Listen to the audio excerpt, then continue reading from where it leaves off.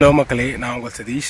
என்னடா காட்டுக்குள்ளே உட்காந்து எடுத்துகிட்டு இருக்குன்னு நினைக்க வேண்டாம். சும்மா ஒரு புது எக்ஸ்பீரியன்ஸாக இருக்கட்டுமே அப்படின்னு சொல்லிட்டு இந்த இடத்துக்கு வந்தேன். ஒரு மாதிரி அமைதியாக இருந்துச்சு. சரி, இங்கேயே வீடியோ ஷூட் பண்ணிடலாம் அப்படின்னு சொல்லிட்டு நான் எடுக்க ஆரம்பிச்சிட்டேன். இன்றைக்கி நம்ம எதை பற்றி பார்க்க போகிறோம்னா, டார்க் அப்படிங்கிற மூவியோட ரிவ்யூ தான் பார்க்க போகிறோம்.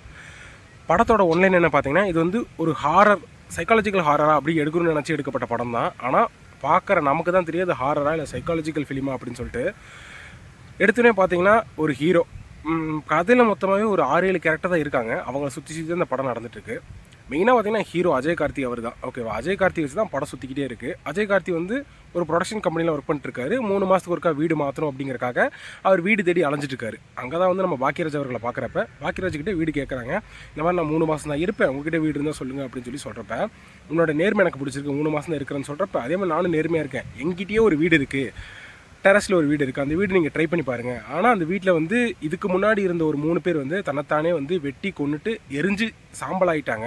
ஸோ அதனால் அதுக்கப்புறம் ஒரு 2 பேரும் வீட்டில் பேய் இருக்குது, நாங்கள் தங்க மாட்டோம் அப்படின்னு சொல்லிட்டு இந்த வீட்டை விட்டு கிளம்பிடுறாங்க. ஸோ அதனால் நீங்கள் முடிஞ்சால் இருந்து பாருங்கள், ஒரு 3 மாதம் மட்டும் இருந்து எனக்கு 3000 மட்டும் கொடுங்க, வேறு எதுவும் வேண்டாம் மாதம் அப்படின்னு சொல்ல ஹீரோவும் இதை நம்பி ஓகே நான் இருக்கிறேன், 3 மாதம் இருந்தால் இந்த வீடையும் நான் விற்றுருவேன், எப்படியாச்சு இந்த வீட்டில் பேயில ஒரு நாயில் ஒரு மண் இல்லை அப்படின்னு சொல்லி நான் விற்றுருவேன் அப்படின்னு சொல்லி பாக்கியராஜ் அவர்கள் சொல்ல, இதை நம்பி அஜய் கார்த்தி அவர்களும் போயிட்டு அந்த வீட்டில் தங்கவும் செய்கிறாரு.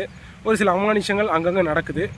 ஈஸியாக கெஸ் பண்ணுற முடிகிற மாதிரி தான் இந்த கதை எழுதப்பட்டிருக்கு. ஓகேங்களா, சவுண்ட் எஃபெக்ஷன், பின்னாடி பேக்ரவுண்டோட ஸ்கோர் அதெல்லாமே நல்லா பண்ணியிருக்காங்க. என்னதான் இருந்தாலும் கதையில் இன்னும் கொஞ்சம் லாஜிக் ஒரு சில இடங்களில் மிஸ் ஆகிற மாதிரி தான் நமக்கு தெரியுது. ஸோ அந்தளவுக்கு தான் கதை எழுதப்பட்டிருக்கு. ஹீரோ ஒரு ஆர்டினரி கதை மாதிரி தான் இருக்கும். நம்ம எங்கேயுமே புதுசாக பார்க்காத மாதிரி இருக்குது, ஒரு ஆர்டினரி கதை மாதிரி தான் இருக்கும். ஹீரோ மறுபடியும் காலையில் எந்திரிப்பார், நைட்டு தூங்கும்போது பார்த்திங்கன்னா டிவி தன்னால் ஓடும், ஒரு புக்கு கீழே விழும், ஒரு பேன் கீழே விழும். ஸோ இந்த மாதிரி விஷயம் தொடர்ந்து நடந்துகிட்டே இருக்கும். அதுக்கப்புறம் ஒரு கட்டத்துக்கு மீறி இந்த கதை எப்படி நகர்றது, கிளைமேக்ஸில் என்ன ட்விஸ்ட் வச்சுருக்காங்க அப்படிங்கிறதா கதையே. இப்போயே ஓரளவுக்கு கெஸ் பண்ணியிருப்பீங்க. ஸோ நான் என்ன சொல்ல வரேன், முழு கதையை சொல்லிட்டு உங்களுக்கு பார்க்க இன்ட்ரெஸ்ட் இருக்காது அப்படின்னு தான் முழு கதை சொல்லாமல் இருக்கேன். முடிஞ்சால் இந்த வீடியோவை சப்ஸ்கிரைப் பண்ணிக்கோங்க, இந்த வீடியோவை ஷேர் பண்ணுங்கள், மறக்காம வீடியோக்கு கமெண்ட் பண்ண உங்களுக்கு என்ன புரிஞ்சுன்னு சொல்லி.